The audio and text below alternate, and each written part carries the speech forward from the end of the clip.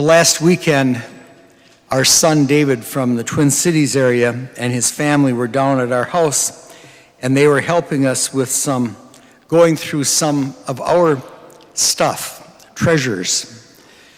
And we were in the basement going through some areas, and I came walking out of a storage room carrying a crate of record albums, old 33, and my 14-year-old grandson saw me, and there was an audible gasp.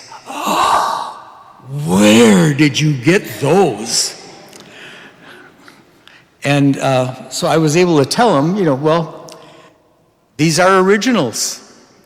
These are the ones that we had got when we were in high school or college or whatever the case may be along the years. That's what we used. Oh, I wish I could have some. I said, well, you can have some, but what are you going to play it on? Do you have a turntable? No, and he turned to his dad, and it was, no turntable. I said, just a minute. So I walked into the other storage room, and I came out and I handed him a turntable, and he was delighted. The next day when he got home, he even sent me a picture of it mounted on, already playing and working on his desk. Well, then a few minutes after that little episode, we also had one of those, Mary's family had one of these great big trunks, like made of wood with strapping around them and stuff like this from decades, probably 100 years ago, I don't know. And we've been dragging it around with us for almost 50 years, and it weighs a ton.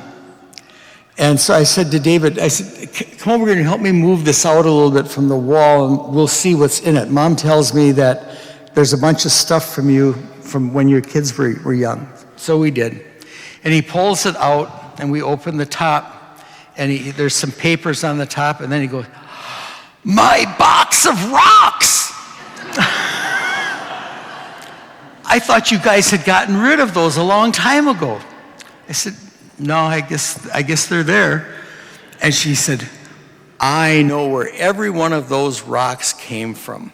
When we went, and they started, pulling a couple out. He says, when we went out to the Black Hills and saw Mount Rushmore, he said, we stopped along the road and I picked up some rose quartz, like here it is. And he was just thrilled and delighted. We don't have the box of rocks anymore. He took them home. So we've probably all been somewhat bitten by a bug of accumulating things, stuff. And sometimes it can be fed by a little bit of human sentimentality, be it mementos from grandma, something from our childhood, or even a box of rocks. It's not how much you possess that is a problem, but your attitude toward what you possess. Happiness is not having everything you want, but being happy and satisfied with what you have. So, how much is enough? Well, we certainly need sufficient money and things to support our families with the necessities of life. Food, clothing, shelter, warmth, whatever.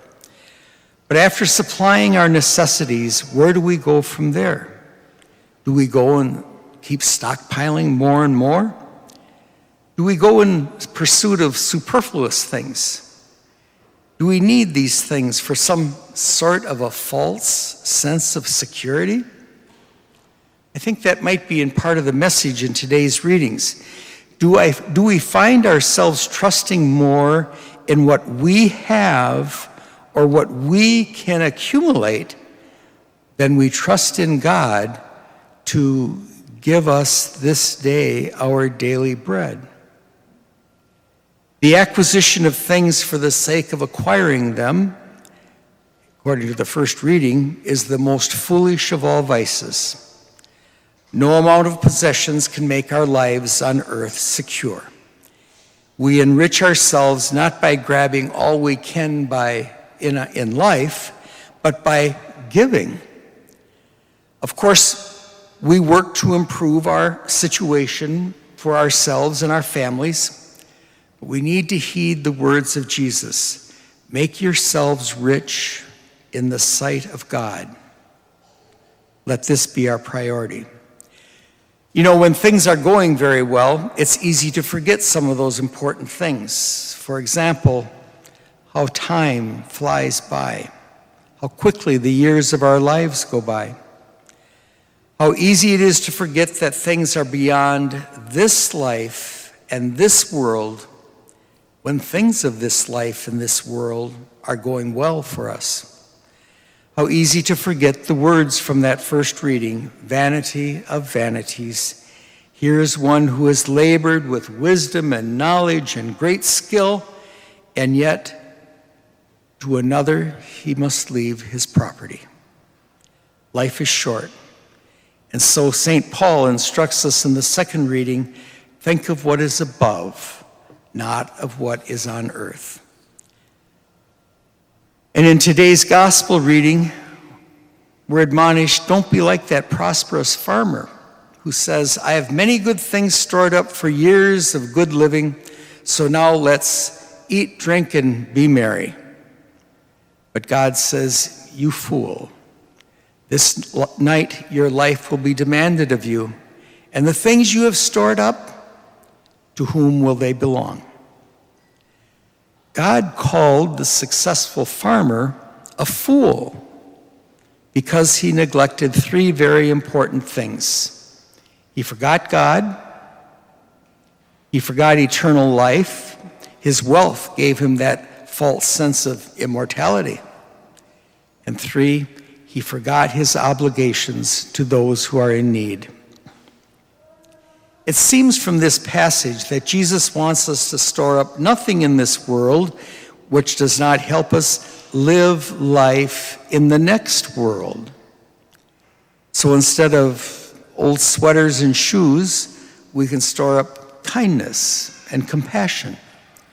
Instead of umbrellas and lawn chairs, we can store up patience and generosity. Instead of wreaths, ornaments, and knickknacks, we can store up faith, hope, and charity. We can change. We can have a change of heart. Someone from the past, you may remember, Charles Colson. He was the special counsel to President Nixon. He was sometimes known as Nixon's hatchet man, as he continued a special role and relationship in the Nixon White House for years. In 1974, he was sentenced to and served 7 months in federal prison for his role in Watergate. While in prison, he had a great personal conversion in his life. After he was released, he founded Prison Fellowship, which even today is the nation's largest outreach to prisoners, ex-prisoners, and their families. He became a dedicated Christian evangelist and was noted for his Christian advocacy and collaborating work with many Christian denominations. In his 1979 book, Life Sentence, he writes, all my life I labored for success, wealth, acceptance, and power.